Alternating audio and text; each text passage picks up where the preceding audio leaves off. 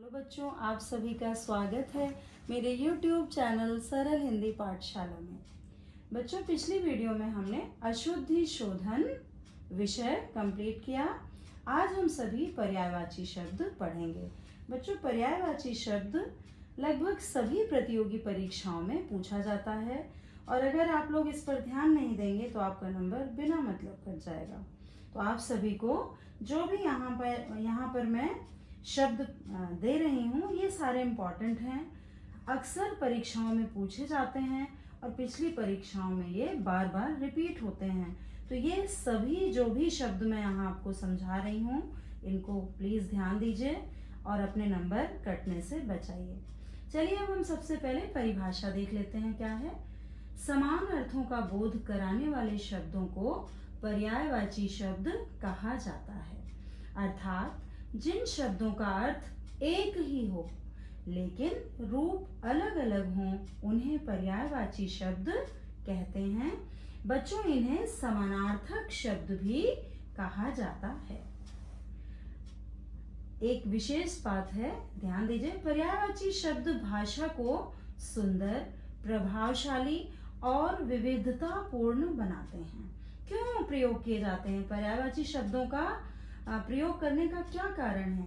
इसका कारण है कि भाषा को ये और सुंदर और प्रभावशाली और विविधतापूर्ण बनाते हैं। इसलिए पर्यायवाची शब्दों का प्रयोग भाषा में किया जाता है। चलिए अब हम देख लेते हैं बच्चों, ये जो हम देख रहे हैं शब्द, अभी आगे और भी मैं आपको बताऊंगी। तो ये सभी शब्द बहुत ही इम्पोर्टेंट है बच्चों, बार बार अक्सर पूछे जाते हैं। मैंने ये आपके लिए ढूंढ कर निकाले हैं, तो इनको आप तैयार कर लीजिए, तो आपके नंबर कटने से बिल्कुल बच जाएंगे। तो देख लेते हैं, सबसे पहला क्या है? अग्नि। अग्नि का क्या होता है बच्चों? आग, अनल, पावक, वैश्वानर और दावानल। बच्चों, इसको लर्न करने की बिल्कुल जरूरत नहीं है, आपको केवल इसको 5 बार ज्यादा से ज्यादा रीड करना है। 2 बार भी कर लेंगे तब भी ये क्लियर हो जाएगा, लेकिन 5 बार कर लिया तब तो ये बिल्कुल भूलेगा ही नहीं। दूसरा है बच्चों हमारा सूर्य। इसका क्या होगा? सबको पता है लगभग सूर्य का, रवि, दिनकर, दिवाकर, भानु और सविता। सविता जो है ये इसमें इम्पोर्टेंट है बच्चों, क्योंकि सविता स्त्रीलिंग लग रहा है ना, लेकिन वो सूर्य का पर्यायवाची है। अगला है हमारा बच्चों चंद्रमा। चंद्रमा का तो सबको ही पता है, शशि, इंदु, सुधाकर, सुधांशु और हिमांशु। नेक्स्ट है बच्चों पृथ्वी। पृथ्वी को और हम किस किस नाम से जानते हैं? भू, भूमि, इला, धरा, उर्वी, वसुधा, धरित्री और धरती, है ना? आप सोच रहे होंगे इतने ज्यादा हैं, इनको कैसे याद करेंगे? याद नहीं करना है बेटा, आपको पढ़ना है ना? बहुत ध्यान से पढ़ लेना है, तो आपको एग्जाम में जैसे ही आएगा देखेंगे, मान लो धरित्री आ गया, अगर पढ़ा हुआ होगा तो वो तुरंत याद आ जाएगा, ये पृथ्वी का पर्यायवाची है। चलिए आगे देख लेते हैं हम। जल का क्या है? जल बहुत आसान लगता है बेटा, लेकिन इसके 2-3 शब्द ऐसे हैं जो आ जाएंगे एग्जाम में तो आप कंफ्यूज हो जाएंगे, इसलिए ये पढ़ना जरूरी है। सलिल, नीर, वारी, अम्बु, पानी और तोय। इसमें आपको सबसे ज्यादा ध्यान जो रखना है बच्चों, तोय और अम्बु पे रखना है, और सारी चीजें तो आप जानते होंगे। अम्बु और तोय सबसे इम्पोर्टेंट है ना? एग्जाम में आपका आ जाता है ना बहुविकल्पीय में, है ना? तो उसमें आपके लिए ये इसका अर्थ जानना बहुत जरूरी है। चलिए अगला देख लेते हैं हम। पवन। पवन का क्या क्या है इम्पोर्टेंट देख लेते हैं। मारुत, समीर, वायु, अनिल, हवा और वात। इसमें सबसे ज्यादा ध्यान आपको किस पर रखना है बच्चों? मारुत, वात और अनिल पे। अनिल वैसे पता है ज्यादातर, लेकिन आपको मारुत और वात सबसे ज्यादा इंपॉर्टेंट ये हैं दोनों, है ना? ये अगर आ गया आपके बहुविकल्पीय में तो दिक्कत हो जाती है, तो ये आपको ध्यान से पढ़ना है। अगला देख लेते हैं हम। सिंह। सिंह का क्या है बच्चों? केहरी, मृगेंद्र, शेर, केसरी, शार्दूल और वनराज।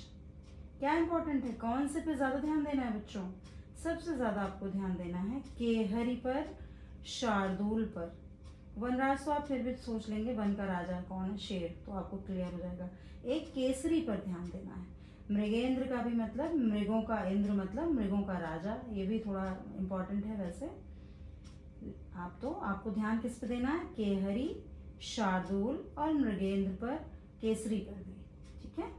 अगले पर आते हैं बच्चों गाय। गाय आप सोच रहे होंगे बहुत आसान है, देखिए इसमें ये आपने पहले पढ़ा था अजिन्या, ये अजिन्या बहुत इंपॉर्टेंट है और सारे इजी हैं बच्चों। सुरभि, गो, गौ और धेनु आपको पता है, गैया भी कहते हैं कई लोग, लेकिन सबसे इम्पोर्टेंट क्या है, अजिन्या।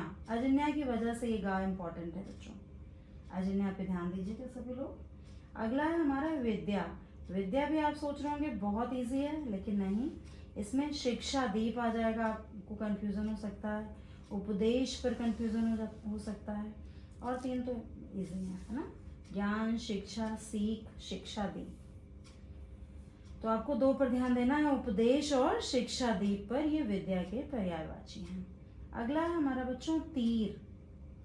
तीर भी वैसे तो आसान है, लेकिन आप देखिए अभी आपको पता चलेगा इसमें कई हैं जो आपको नहीं आते हैं, जैसे शर, नाराज, विशिक और बाण। बाण आपको सबको पता है, शर भी हो सकता है पता हो, लेकिन नाराज और विशिक इस पर आपको बहुत ज़्यादा ध्यान देने की ज़रूरत है, ठीक है बच्चों।